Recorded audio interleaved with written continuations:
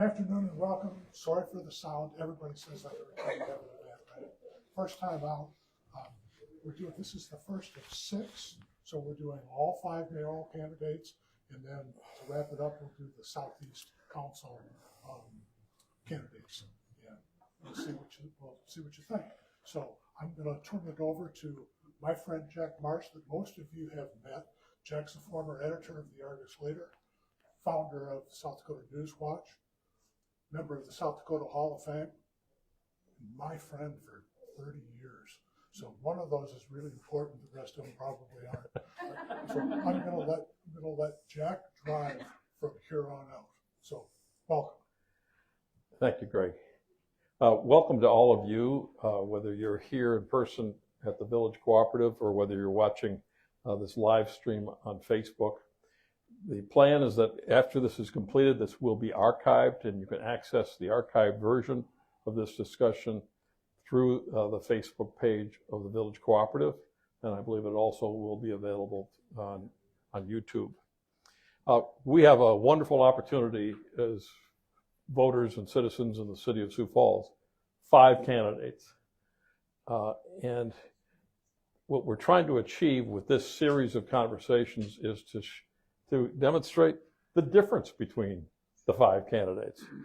There isn't just one qualified candidate, one person qualified to be mayor of our city. I dare say there are a few within that field. And you may want to know, well, how do you make the choice? Who is the person who truly can lead and who has the vision to lead the city in the way that you want? And so that's what we're trying to accomplish here. There are several different forums in the community. There was one this morning, wasn't there, Joe? That's right. Where 4 or 5 of the candidates are subjected to same line of questioning for over an hour. This is different. We're taking each candidate and spending at least an hour. If you'll stick with us, we can extend this a little bit this morning or this afternoon. But a chance to really go deep with a candidate on what they're made of, what they stand for, and their vision for the city of Sioux Falls. So thank you for your interest in this race, and we're glad to also have an online audience as well. I'd like to welcome Joe Batcheller, who is one of the 5 candidates for mayor of Sioux Falls. And I also want to say we need to cut Joe a little slack because he is the first up. So he has not seen how this goes. The others will have the advantage, if they so choose, to watch this discussion and be a little better prepared. So I have shared no questions with Joe in advance. She'll attest to that, right, Joe? Yeah. He didn't pressure me, but I did not share any. But I think he's probably well prepared for any questions that'll come his way. After we have a Q&A one-on-one here, we will open it up to your questions. And so I would urge you to think about questions that, on topics that perhaps I didn't cover, but hold off on writing those questions until we're well into the interview, so that it's not repetitious. So I'll give you the signal which time to jot down your questions. We'll pass them forward, and then we'll try to get to as many of your questions as possible before we wrap this up. Joe Batcheller, let's kick this off. Joe, give us a self-introduction. Tell us about your upbringing, your education, your family, and your career. Okay. Well, thank you. Everybody can hear me okay? All right. So I'm a 5th-generation South Dakotan, born and raised here in Sioux Falls, and in a family that taught me at an early age that strong communities they don't happen by chance, that they are built from stewardship and service. And so that's been instilled in me at a very young age. I'm a graduate of Roosevelt High School. I started college at Augustana, and I graduated from USF. And then later, I earned my master's degree in urban and regional planning. For 23 years, I've been married to my lovely, amazing, beautiful wife, Shauna, who has been my partner in everything, including raising our 2 incredible boys, Winston and Harrison. And those 2 remind me every day just what's at stake with the future of Sioux Falls. Professionally, I led downtown Sioux Falls for close to a decade. The organization known as Downtown. The organization, DTSF, Downtown Sioux Falls Incorporated, through a period of incredible growth. And from that, brought people together, solved problems, delivered results. Prior to that, worked in the field as an urban planner, primarily in Colorado. Worked for the city of Aurora, worked for the town of Vail, and so saw some pretty amazing development projects, worked on growth projections, long-term plans. So I know the urban planning, policy, and design world pretty well. And so, I know what works. I know leadership. I know cities. I know my hometown. And, the reason why I'm running, Jack, is because I believe that Sioux Falls can be more than just successful. I have a vision that Sioux Falls can be the opportunity capital of the Midwest, and I want to put that into action. Well, what did inspire you to run for the mayor of the city of Sioux Falls? I can't say that it was necessarily one thing, but it's something that had kind of been in the back of my mind for a long time. Urban planning was great and all, but I felt like I could have a bigger impact than that. DTSF was great as well, but again, I felt like I didn't have as much of an impact as I wanted to. And it's better if you realize that's not the lane that you want to be in, pick the lane that's right for you. And so it was time for me to turn the page and try to write a new chapter with me as mayor of Sioux Falls. Joe, give us a job description for the mayor's role. What do you see as the key responsibilities of the mayor, the key duties of the mayor, and how does a mayor define success? The mayor is responsible for, in a lot of ways, crafting that vision for the city, developing the plan for how that vision is going to get enacted, and then making sure that the funding is in place so that plan can actually come to fruition. You have to be good at building relationships. The mayor can't do everything. The mayor's got to work with the city council to make sure that that funding's in place so the plan gets enacted.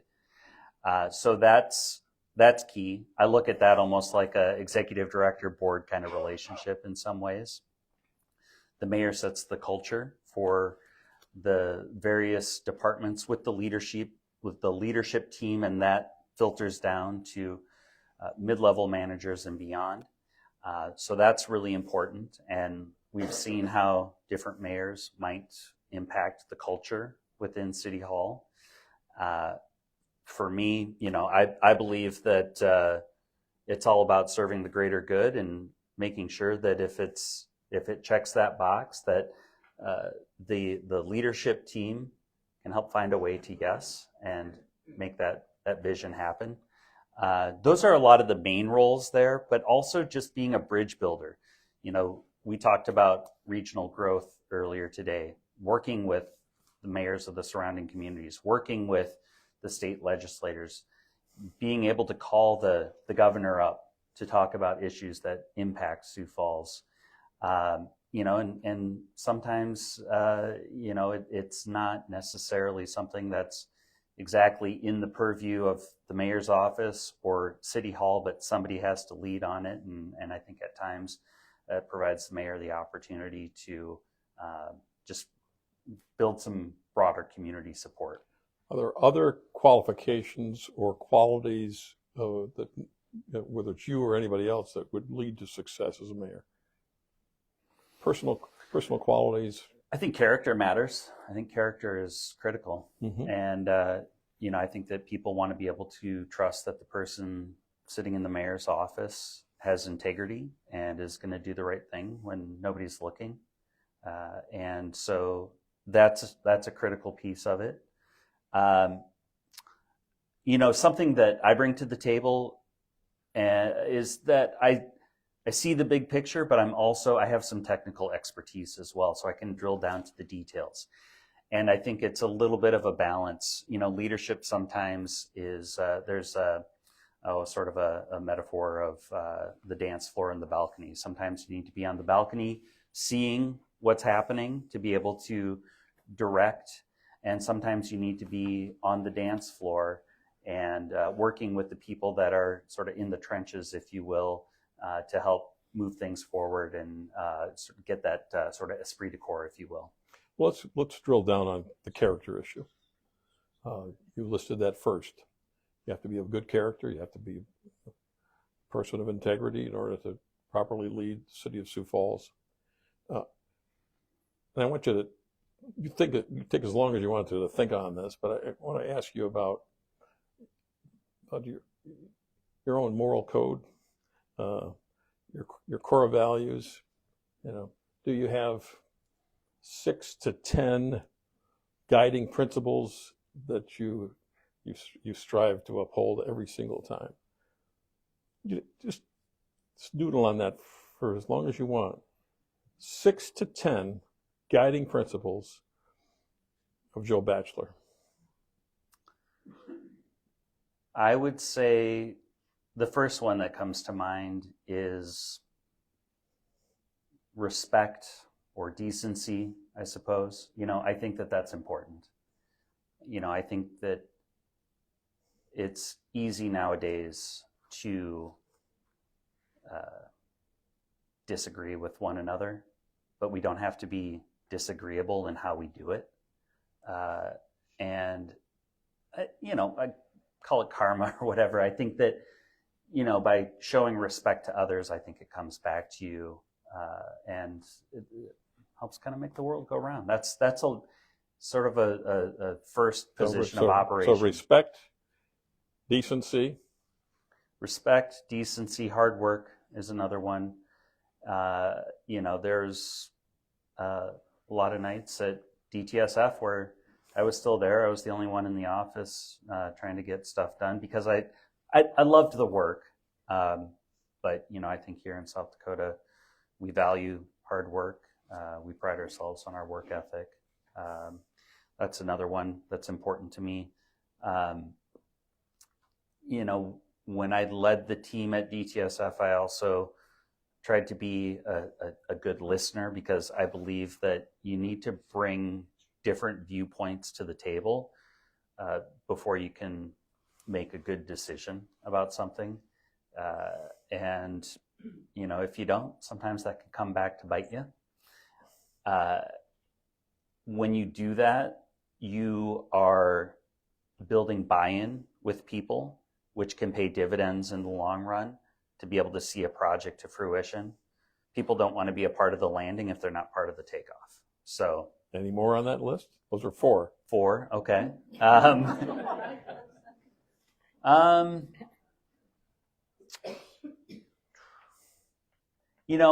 I would say, I don't know if I would categorize it as creativity or creativity, innovation, open-mindedness is also very important to me. I think that it's important to understand that I'm not going to have the best ideas, but a lot of times I think where my strength lies is in sort of farming a lot of different ideas from different sources. And I'm good at seeing connections and patterns. And, that's why I think having an open mind is really important.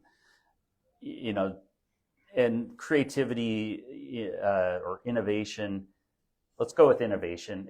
That's something where I think we could use more of that in City Hall. There's a little bit of an aversion to risk for various reasons. And I think that when we can bring people together of different disciplines, there's learning opportunities for one another. I look at what Mayor Tenhaken did with transit, and I thought that was a great approach. I would have liked to have seen more of that. And I think maybe there was a lot more of that just wasn't apparent to the general public. But he had a librarian, he had a police officer, a fireman, and so on. all trying to work on making transit better. And so that's an approach that I would bring as well. Has there been a time when your fortitude has been tested when it comes to your character, your honesty, your integrity? Yes, there has. How did you handle that? It's stressful. I think you have to be willing to stand on your principles and let the chips fall where they may.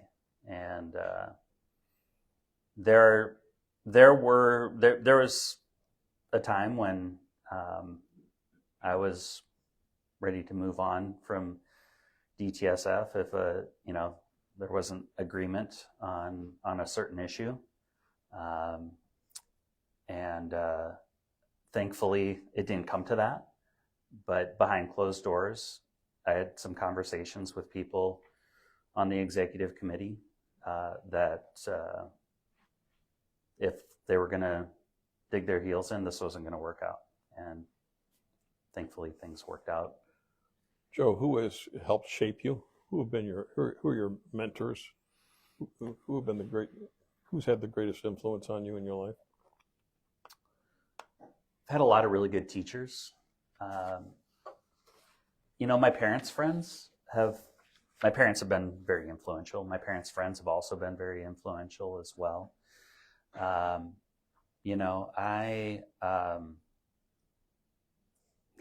From high school to college, I think of my teachers as really playing a big role in shaping who I am. And, sometimes I would push the envelope and get the back of my hand slapped here and there. And so, having those strong figures in my life to model strong character, that helped. Let's explore leadership.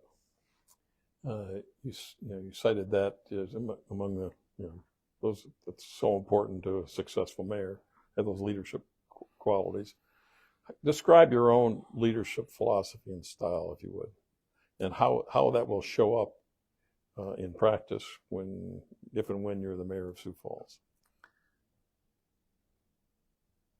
I would say that my leadership style starts from a position of inquiry. It's investigative. It starts with investigating the possibilities. It's how I ran a lot of my team meetings. Again, trying to pull from different perspectives all the time. I try to get to understanding a majority of the issues necessary to make a decision. And, once I feel like I've got that 80% or whatever of the information to move forward, that's my decision-making process. So, but that, it's also a good opportunity. Again, it builds that teamwork. It builds that buy-in from others. It's hard to be empathetic if you don't understand other people's positions, where they're coming from, what their life experience is. And so empathy is another thing that shows up in my leadership, I would say. I think if you were to talk to people that work for me, I would hope they would say that about me as well. As it relates to leadership, what would you cite as some of your proudest accomplishments? Probably top of the list is being able to champion the ambassador program in downtown. And that was... Explain what the ambassador program is. So the downtown ambassadors, they wear red shirts. They're kind of hard to miss if you're downtown. And they are the first point of contact for a lot of people that are down there, whether they're visitors, whether they live downtown, or maybe somebody who's experiencing homelessness. And so they can help solve a lot of problems. They can make the downtown experience a lot better for folks. They also keep downtown clean and beautiful and all that. So they have a real tangible impact to just the quality of experience downtown. And it was something that was missing for many years, something that I saw as a need, and it was working with the Business Improvement District Board, getting their buy-in, having them as part of a core group to go out to the broader downtown community and get greater buy-in from a lot of the property owners. The property owners fund a large part of DTSF, and we had really a bottleneck in the funding formula. It hadn't changed in something like 32, 33 years. And for various reasons. Part of it, I think, is the culture here. We like our low taxes, and when people look at the bid assessment as a tax, and so when you tell them that you want to raise the tax, bid assessment, you get a lot of doors shut in your face, not literally, but figuratively. And there had been past attempts. And so we approached this very carefully, very strategically, knowing that you have to lead with that vision. If you then lead with that vision and they get excited about it, then you can have that conversation about what it's going to take to execute on that vision. Had that core group with the bid board to go out, and we saw that bid formula that hadn't changed in 33 years as really the bottleneck that was holding it back. And so it was proposing a new assessment methodology. There's basically a cap on property taxes, and we got the 45 or whatever properties that were at the cap to agree to lift that. We then went to city council. City council voted for it and did something that no other executive director at DTSF had been able to do. I was, I think, maybe the 5th or 6th executive director at DTSF, and others had tried in the past. So that felt like a Gordian knot that we were able to break through. Joe, can you think of a difficult decision you made while you're under perhaps tremendous pressure that was unpopular at the time, but you felt it was the right decision? And what lessons would you draw from that as you look ahead to the possibility of being our next mayor? So, yeah, there's been a couple of examples I can think of. Can you give us one? One is the downtown trolley. Everybody loved the downtown trolley, but nobody actually paid to ride it. I shouldn't say nobody. It was far fewer people paid to ride it than said they would support it. It was a good experience. So are you the one who had to pull the plug on it? Well, it went through a couple of iterations with whether or not we do this or not. The trolley used to be run by the city in 2016, I think, or 2015. It was actually right before I started. My predecessor had agreed to take that on, and it was a little bit of an albatross. And so suddenly we were not only responsible for keeping downtown clean and safe and beautiful and active, but we were like a transit agency all of a sudden. And so we took that on, we made it work it kind of limped on for a couple of years. And finally the board came around. It was a decision that, along with my guidance and leadership, that was determined that this was not a core responsibility of DTSF. So we announced that we were going to no longer be running the trolley. And then Sanford came along and said, we'll support it. And we kept it going for another 5 years. But, it ran its useful life. Those vehicles ended up basically costing more to maintain than they were worth. And eventually it would have cost well over $1 million to get a couple more vehicles to keep that going. So at that point, it was an easy decision. There's been other difficult decisions that I've had to make. And what I have found typically, Jack, is that a lot of times you will hear people complain about it. And then after a couple of weeks, a lot of times, forget about it. It's the next thing. Joe, this is your first time running for elected office, isn't that correct? It is.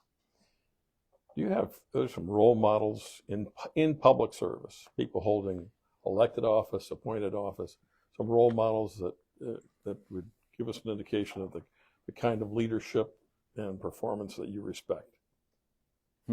Contemporary figures, maybe some people we know. Yeah, I can point to a few. Of course, there are some historic figures that I appreciate as well. We'll avoid the historic figures, Okay. but contemporary figures, people who today are serving in public office, elected office, Yeah. who you admire, and who maybe some of their qualities and characteristics you emulate. Sure. I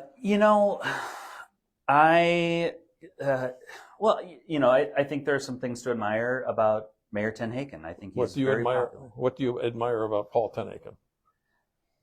He brings good energy to the job. I think that he's built a good team around him. He's a good communicator, there's, I would say he's a man of character as well. I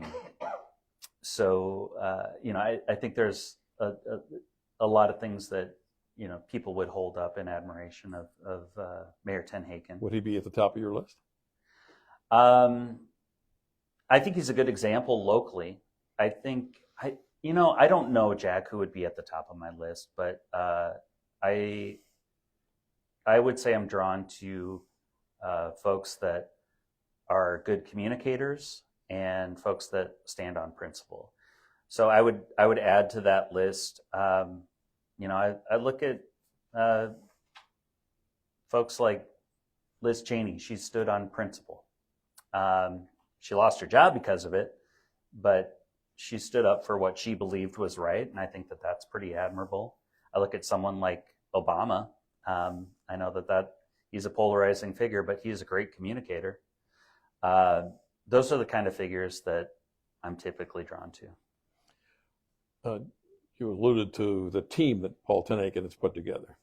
How are you going to retain and attract the best possible team in City Hall? I know we already know that the city planner is planning is retiring.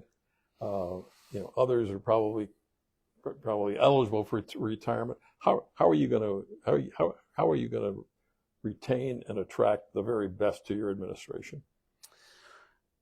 I think part of it is understanding what you do know and what you don't know, and putting some trust in those with expertise outside of your own. And so there are some some directors that are very good at what they do. Mark Cotter's been around for a long time because he's pretty good at what he does. Public Works Department Director, yes. I think a lot of the directors that we have right now are very good at what they do.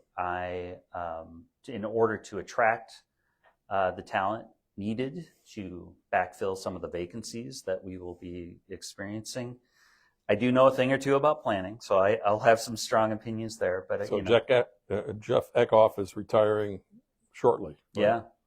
Yeah. As a city planner, I think that I want to make sure that we have a very strong connection with the American Planning Association and other professional organizations, national planning organizations, to help put the call out there for our next planning director. Our next planning director may or may not come from Sioux Falls. I think that we could benefit from someone with some strong experience in that regard. I would look for someone that has worked in a medium to large city, a fast-growing city, someone who has led various reforms.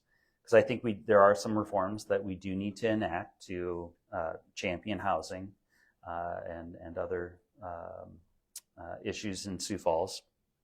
I want to see somebody who's professionally accredited as well. So that's how I would approach that position. I would hope that most of the ones that are currently in their positions, I'd like to retain as many of them as possible. Let's talk about your skill set as mayor. You brought up your background in education and urban planning, and of course your role with downtown Sioux Falls. City of Sioux Falls is a big business, huge business, right? Annual budget of what, $775 million. Yeah. Almost 2,100 employees, part-time and full-time. Today, what, 225,000 residents. By the time your first term is up, will be 250,000 people. Yeah. A fast-growing city, and just look at building permits alone. For 5 consecutive years, over $1 billion in building permits annually. In 1 year, we got close to $2 billion. Talk about your other skills that are a good fit for the mayor's role. We know your experience in education, in urban planning. What about in finance? What about in managing a workforce? What about problem solving or just governance?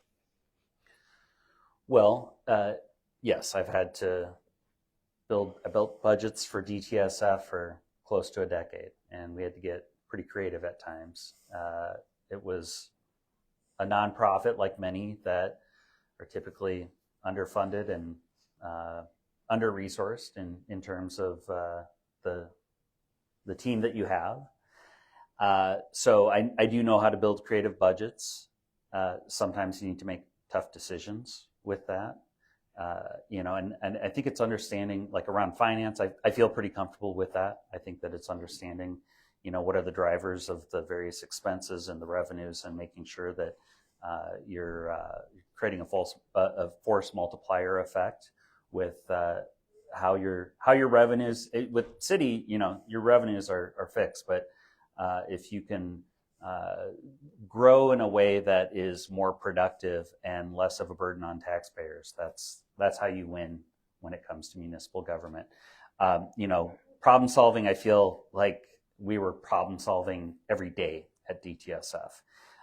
And I would say that job, I feel like it prepared me very well to sit in the mayor's office, because you're dealing with a diverse group of stakeholders every day, and a lot of times they don't agree.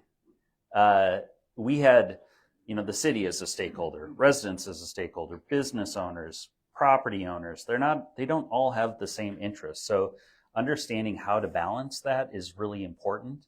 And the other thing that I learned quickly as executive director of DTSF is that no matter what you decide, you're going to upset someone.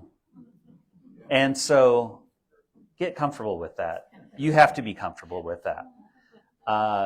It's not like I was ever trying to ruffle feathers, but I know I did. But hopefully in hindsight, people look back and would say, okay, maybe that was the right decision. So you asked about leading a team as well.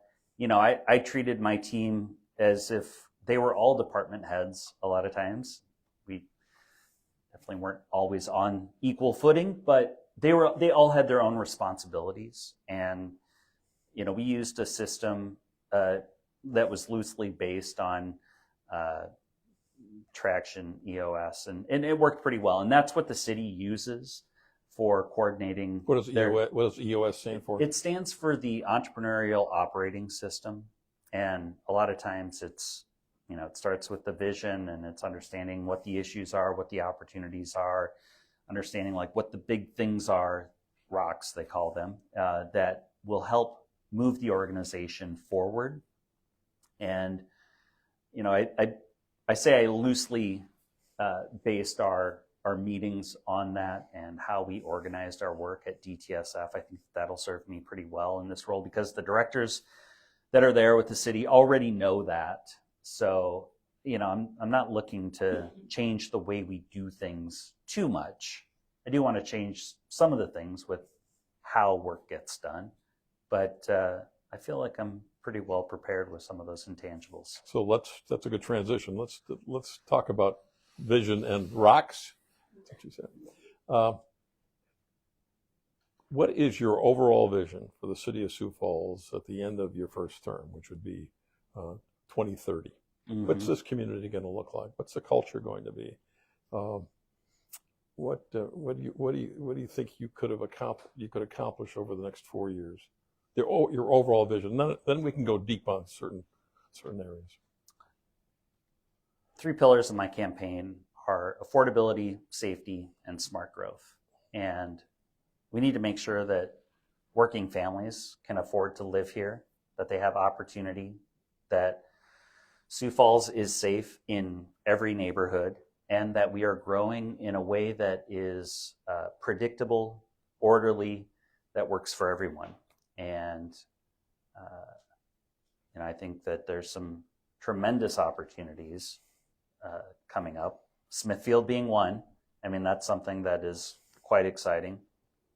A tangible would be that we would have a master plan at least by the time my first term is over, so that when Smithfield is opened up at their new site, that we have a plan for how that develops. But really, it's about affordability, safety, and smart growth, Jack. So let's drill down.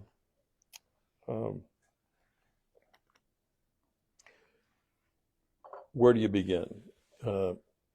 You'll be taking office with finite dollars and with political capital. What are your top 3 or 4 priorities in year 1, and what are you going to hold off on or defer later so that you can accomplish those first 3 or 4 priorities in year number 1? I would say the top priority is focusing on housing. We do have a housing shortage. I think there's some debate about how short we are on housing. The market is a little weird right now, but So what is the role of the city? What's the role of the mayor in solving the affordable housing issue in Sioux Falls? I think it's the role of the mayor to help communicate that to the broader public, to create some understanding around any kind of policy changes that would happen. When it comes to housing supply, a lot of that, first, I should say, there is no silver bullet when it comes to making housing more affordable, but the city does have its fingers on some of the dials and levers that impact the local housing market. So what would you do in year number 1 to tackle that? There's a concept called missing middle housing, and that is basically the spectrum of housing between single family and large apartment complexes, and we just don't really build that anymore. And so we need to legalize all forms of missing middle housing, in my opinion. Legalize it, allow it, yeah. We don't allow it now? We allow some forms of missing middle housing. We can do backyard cottages, accessory dwelling units, basement apartments, things like that. They don't get built, though. They don't get built because financing is tough. And so we also, I think it's the role of the mayor to be a champion for more local financing options. And I think there's a couple of ways to achieve that. Does city government have a role in that? Yes, to a certain degree. I think that, I see it more of a leadership role. There are community development financial institutions that can help finance housing. And typically those operate outside of government. And I think that that's what would work best for Sioux Falls. That's one priority you try to tackle immediately, the housing issue. What are the other 2? I want to make sure that we do maintenance better than we've ever done it before. I want to make sure that we're taking care of the infrastructure that we have.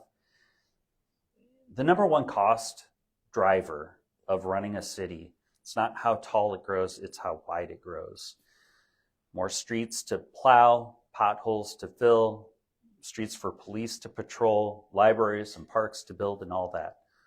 So we need to make sure that our infrastructure and public services are keeping up with our growth. I want to make sure that, when people drive down Minnesota Avenue, Cliff Avenue, whatever, that it's a smooth ride for them. That's how people experience their city. So that's really important that they have a good experience when they're doing that. Have we lost the battery? Can you hear Joe? Yeah. Oh, you can. Okay.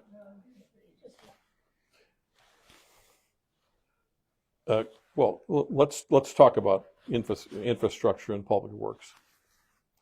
Is that on? Good, Joe? Looks like it's on. Okay. Let's talk about infrastructure and public works, which I think you're driving at. What changes would you make? What additional investments would you make? Are we doing, you assess the job we're doing now in what you call maintenance? So there's going to need to be much greater regional coordination moving forward as we're starting to butt up against our surrounding communities. I think that taking a balanced approach to how we grow is going to be very important. Development follows the path of least resistance. Financing, it makes it easier to build on the edge of the city. For the most part, there's also fewer NIMBYs on the edge of the city, if you will. So we're seeing the city grow outward because there aren't really any checks there. I want to make sure that we are making it easier to redevelop properties within Sioux Falls in key areas. So what that does when we're able to create infill development, Jack, what that does is that expands our tax base without putting extra burden on our infrastructure. It's just a more financially smart way to make sure that at the end of the day, the numbers work out. What are the incentives there, Joe, that you would need to have that infill development? There are some incentives in place with tax increment financing. There's tax abatement, but I think that what it begins with is neighborhood planning. We need to take a more proactive approach to planning, in my opinion, and it means working with neighborhood organizations to create neighborhood plans that identify the parts of their neighborhoods that they want to see preserved and what are the parts of the neighborhood that they want to see evolve. And from there, you take those neighborhood plans, put them together, and it starts to create this tapestry of where infill development can occur in the city. That also just, it creates more buy-in from the people in those neighborhoods. And that's not occurring now? No, not to the level that it should. I think that there is some engagement at the neighborhood level. It could be better. I don't want to say it's not happening, but a lot of times it's reactive to issues. I think that we just need to be more proactive about that. So again, it's that vision and building a plan around that. We do a good job of planning at the city scale. There's that scale below at the neighborhood level where I think we can improve upon that. And that came up in the 2050 planning process. Not sure if that has been adopted yet or not. I think that has just gone to the Planning Commission, but that's something that was talked about, how we need small area plans. So we need to take care of that smaller scale of planning. The city scale, we're doing well. The regional scale, we also need to have more coordination there. As you saw in the news, there's been some large-scale industrial developments proposed around the city that maybe haven't been welcomed with open arms by our surrounding communities. And I think it's important that we have an overall vision for the region and that we agree upon some common goals with the communities that make up the Sioux Metro area. And then you can start to build a loose development framework for how we evolve as a region too. Look, you mentioned public safety. I think every single candidate for mayor is saying we need to work on keeping the crime rate low, making sure people feel safe and secure in their neighborhoods and throughout the city. So the question of what's the difference between how each of the mayoral candidates would operate when it comes to promoting public safety and fighting crime. So what changes, if any, would you make in policing, in fire and rescue, in emergency medical services, in community safety? And what does that mean in terms of staffing and funding and outcomes? So yeah, I think you encapsulated public safety pretty well. Public health is part of that as well. I think that we also have to look at road safety in addition to that. But to get to your question, my focus would be primarily with the police department. I think that's where the biggest challenges are. I think we've got a great leader in Chief Toom. I think he's got his eye on the ball, but there are some challenges that are tough to wrestle with right now. Staffing is one, and just is the police department understaffed at the moment? They are. There's some turnover there. I think when the pension system went away, there's not as much longevity on the police force. That leads to greater turnover. It's a stressful job. These people go to work every morning and they have no idea how their day is going to. How many uniformed officers do we have? I believe we have 280, if I remember correctly. And do we have is that all those filled? I think there's something like 35 positions that could be filled that are not, if I remember correctly. Of the 280? No, I believe the total amount budgeted for is something like 315. Okay. I know a lot of numbers. I'm Okay. dangerous with those numbers.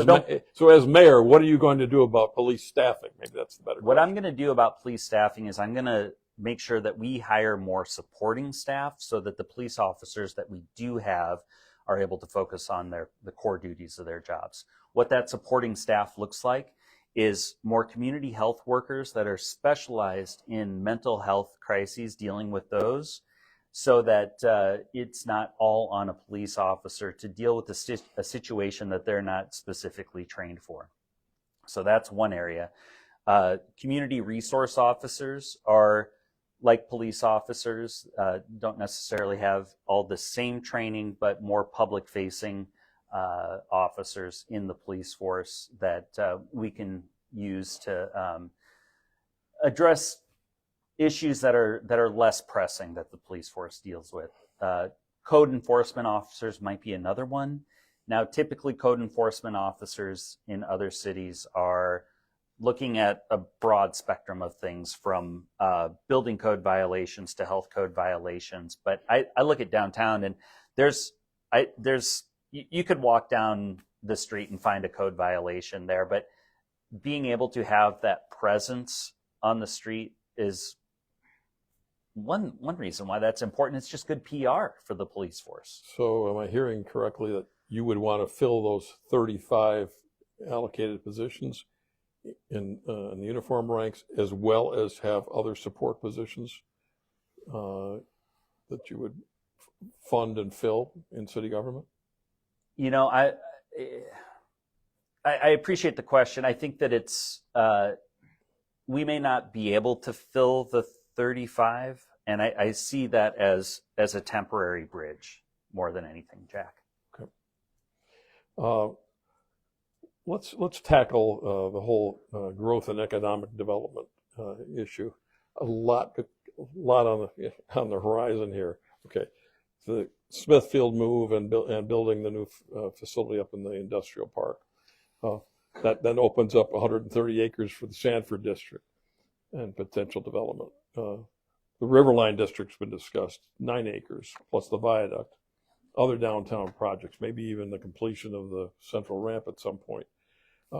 pull all that together for us, because that's going to be a huge responsibility of the new mayor, is landing the plane with Smithfield, as well as the opportunity to redevelop all that land on the current Smithfield site and all the other things that are going on in town, including, $1 billion in building permits.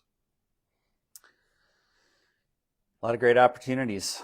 I think that Riverline I think it was a good move for the city to buy that because it provides a good gateway into downtown. And so to be able to control that vision and plan for how that develops is important. It's also a good bookend to the south end of the River Greenway for downtown. And Smithfield provides another great bookend at the north side.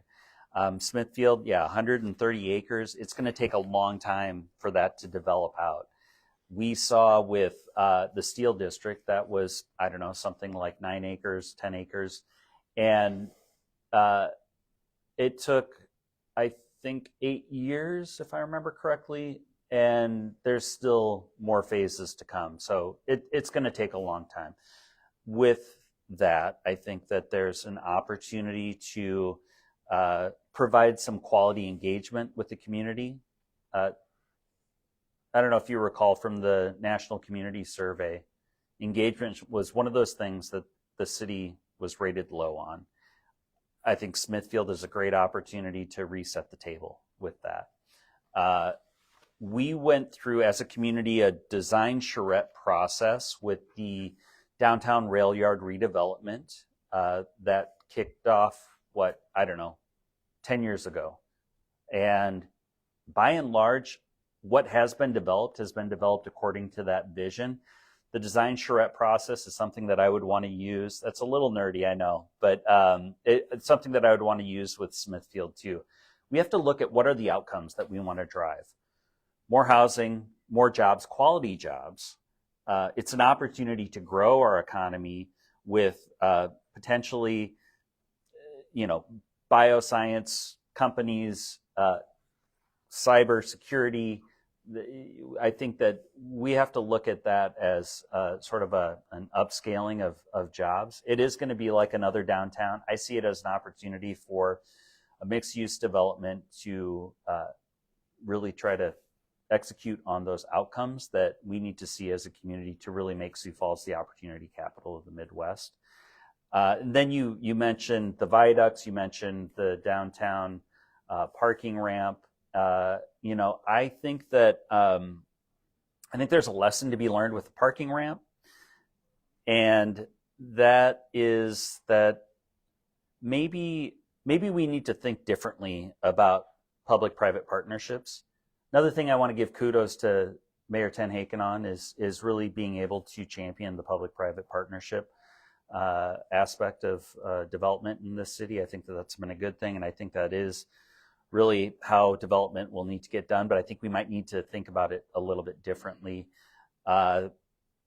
There's debate around whether or not the RFP process was the right way to do it. And I think there are some models in other cities that we could follow as well. The Development Foundation has been a great partner for Sioux Falls. Maybe there's an opportunity for the Development Foundation to play more of a key role as the lead, an objective third party to lead those types of processes, to depoliticize that sort of RFP process for public-private partnerships. These are ideas. I'm not saying this is what needs to happen.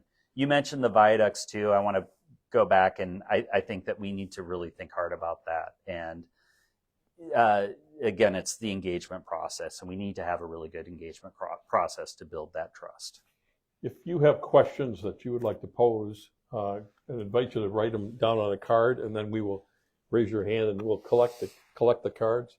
I'll just ask one or two more questions, and then we're going to start taking your questions and get through as many as we possibly can. Mayor Tenhaken is proud of some other initiatives, and he often points to the Sioux 52 mentorship initiative as one of his proudest accomplishments. Are there certain initiatives, Joe, that you would consider signature initiatives of your administration? I can't say that I've really landed on one that I would do. I've got ideas.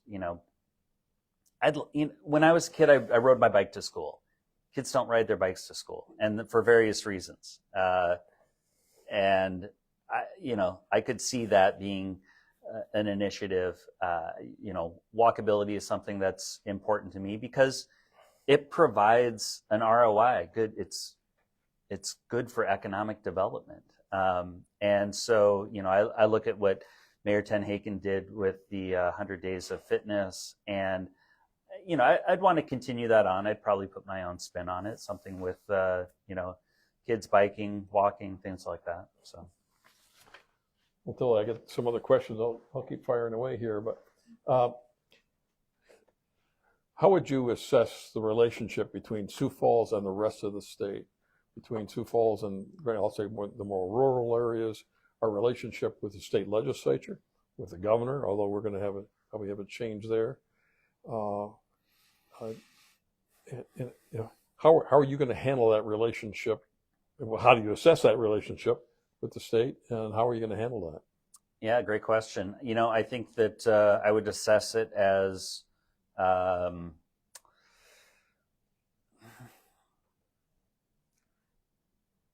it needs work. I'm being kind. No, I understand Mayor Tenhaken's frustrations that have been expressed in the past with certain issues. The way I would handle it, look, I think that I want to make sure that we have maybe some sort of leadership exchange where we're bringing in state senators and representatives to experience Sioux Falls and show them the Sioux Falls that we know, and vice versa. Let's go to their communities and learn about their communities and create a little bit of interstate diplomacy, if you will. I think that it's all about relationship building. And then as mayor, I'm going to have the governor on speed dial, no matter who it is. I want to be talking to the governor on a weekly basis, if at all possible. And hopefully that's reciprocated. Again, it's when you like someone, you don't want to make them angry. So I think it's important to build those relationships, Jack.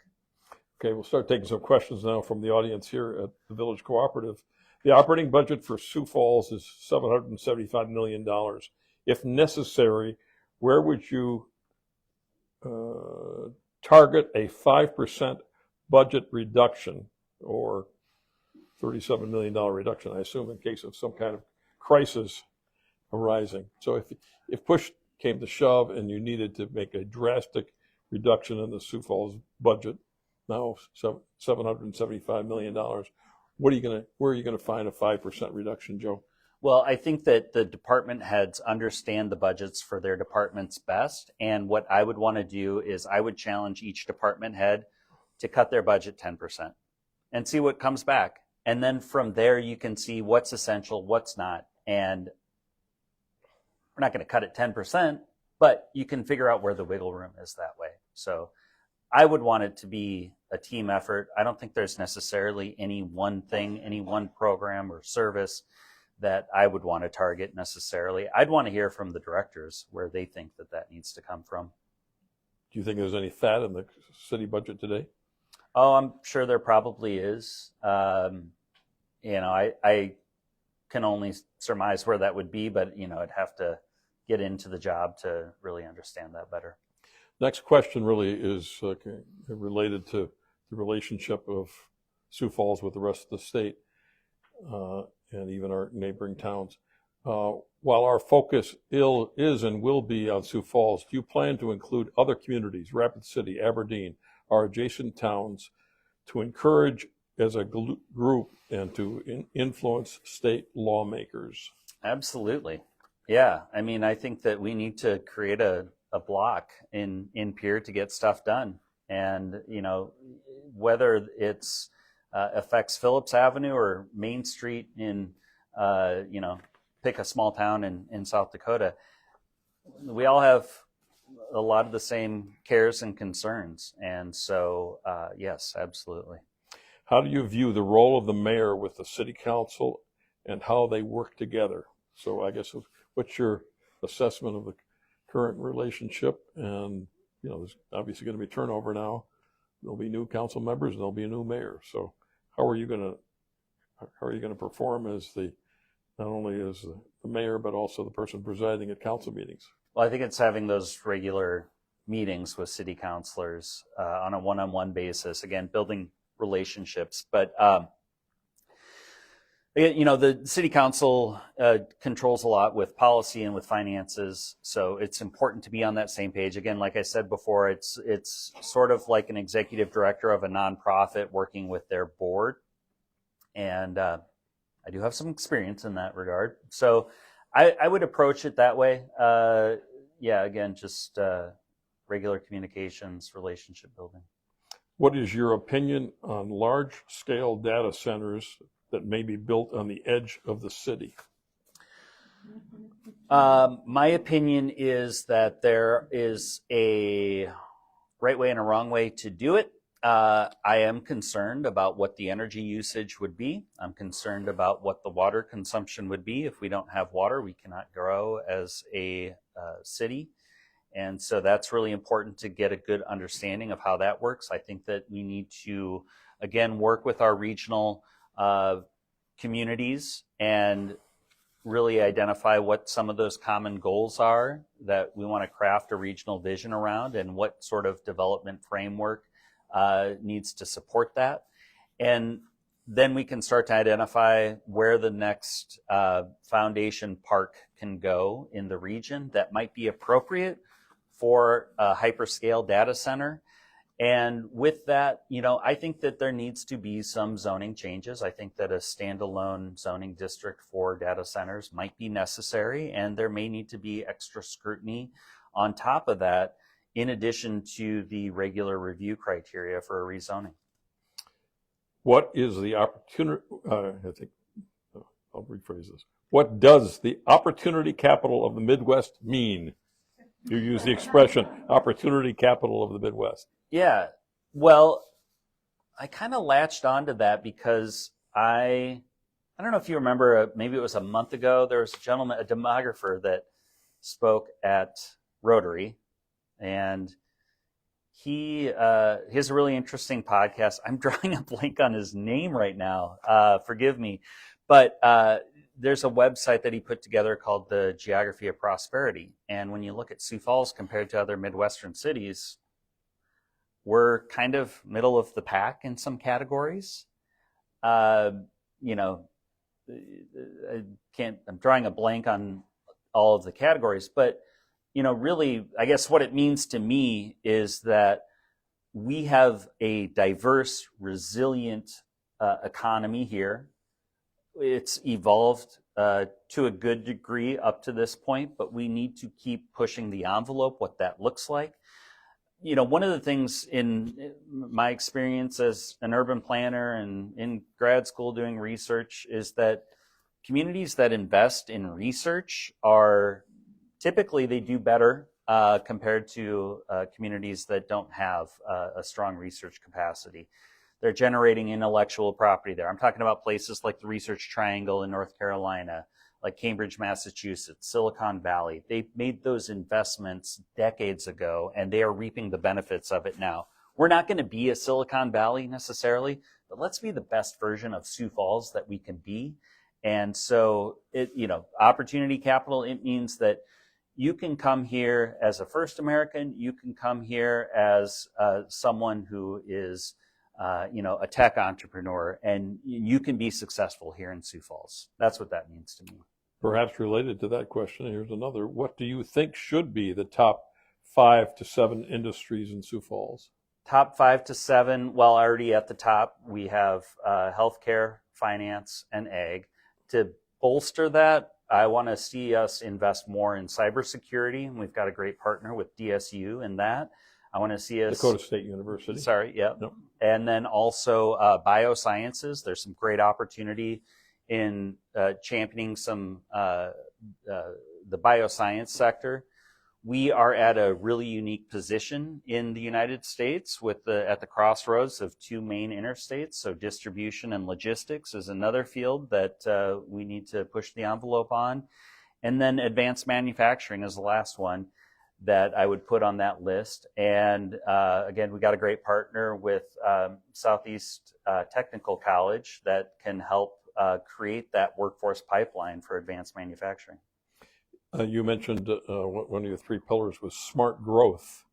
Do you know of other similar cities that are also involved with smart growth? And do you know any of those leaders that we can collaborate with?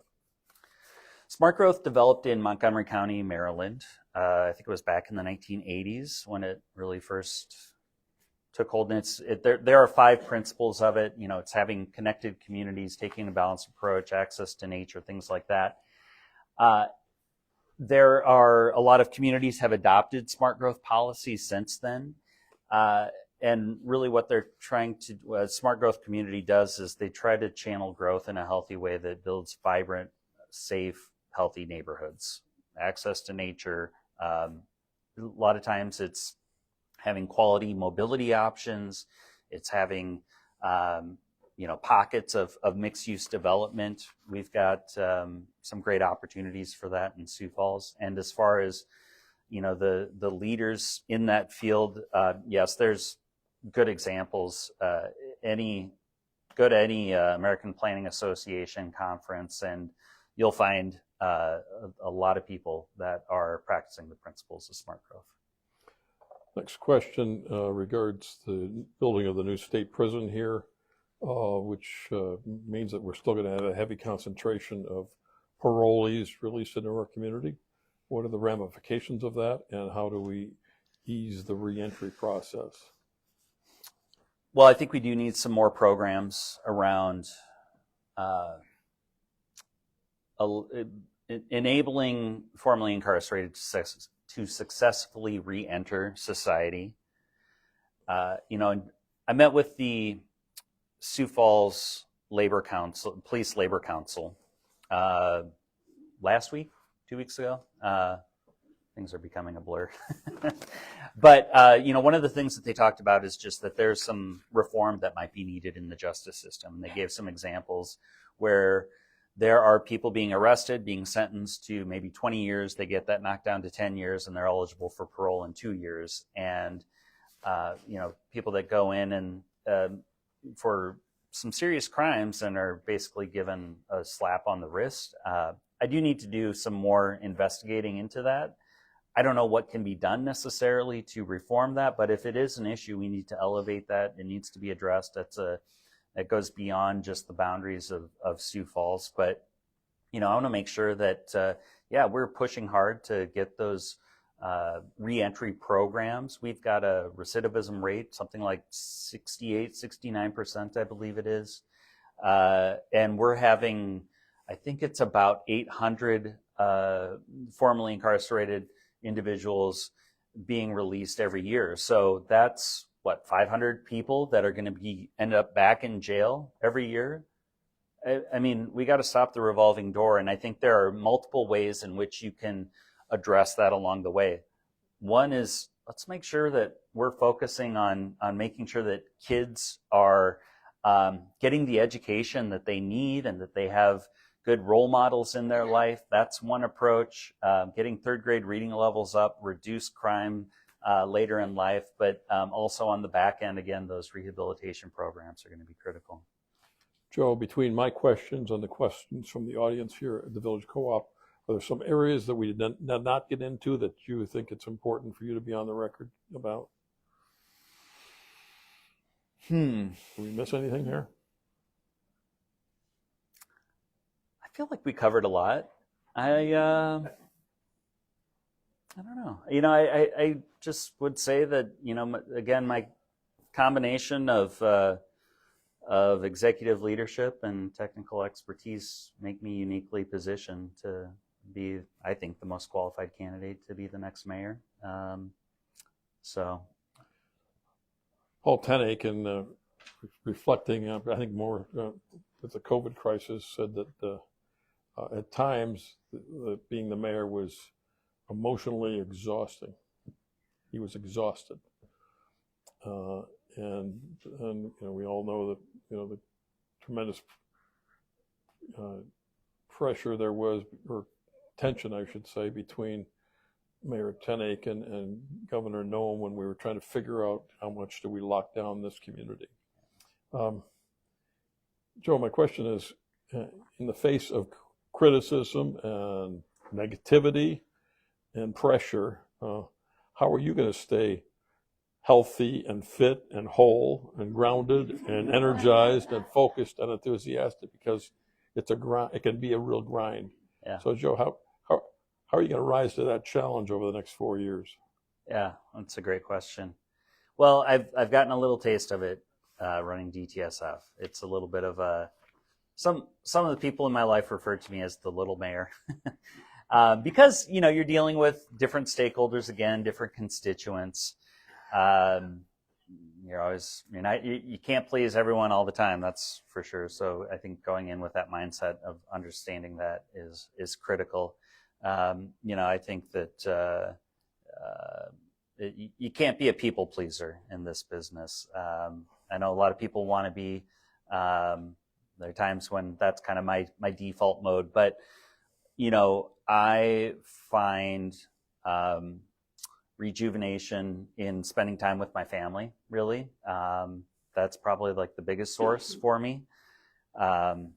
Just love spending time with my boys and my wife. And I've also discovered meditation, actually. This was back when I was still at DTSF. I started doing that because, I felt that stress. I knew what that was like. And it certainly helped and had a calming effect. I don't know if I'm going to be doing any Ironmans like Mayor Paul is, but who knows? Maybe I'll catch the fitness bug. We'll see. So, but yeah, I think it's you've got to have that work-life balance, and it some would say it doesn't exist, but you just have to carve out time for family or whatever it is, and sometimes that means like bringing your boys into the office to have them hang out with you, creating some of those small moments that are meaningful. Tell us, who are your boys? What are their names? What are their ages? Where are they in school? Winston is 15 years old. He's a freshman at Lincoln High School. He plays in the marching band in the drum line and absolutely loves it. He's locked in on being the best drummer that he can be.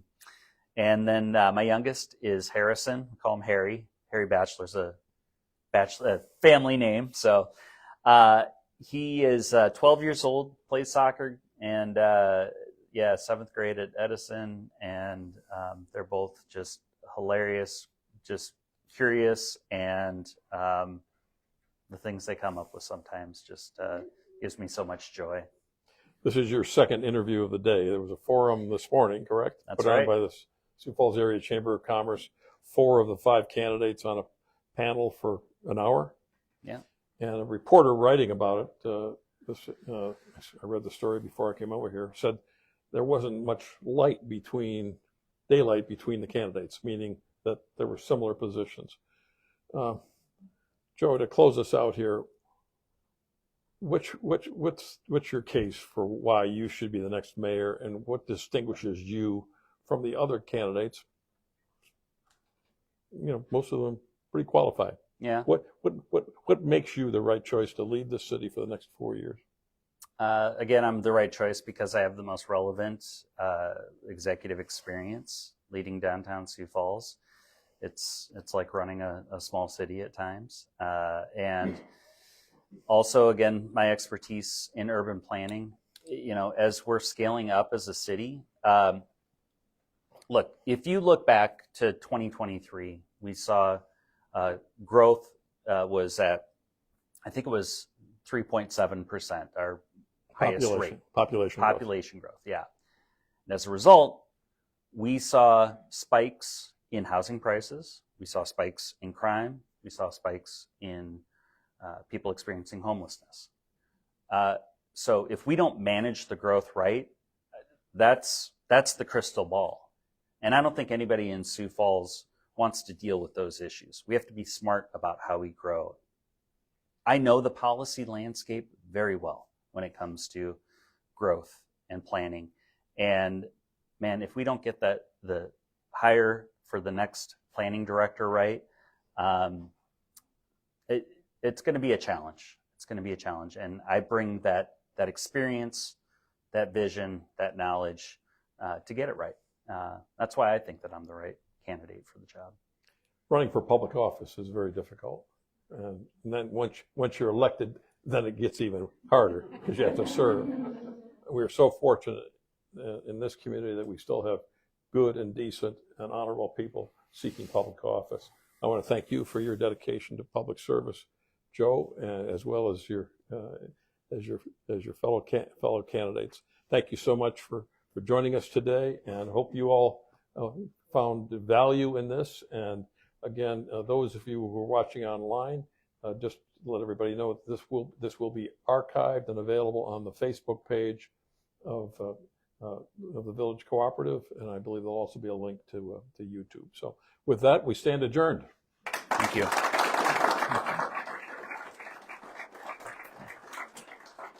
Thank you all for coming. For those of you who are visitors, if you have any questions about what the Village Cooperative is, ask somebody who's sitting next to you because they probably live here. You're the only co-op in the state of South Dakota, so it's a little different. I will see all of you in 127 hours. So we will next week at 2 o'clock on Tuesday, Christine Erickson, and then we will follow with on the subsequent Tuesdays with the other three candidates. So thank you again for your interest in this very important topic. If anybody is interested in some campaign material,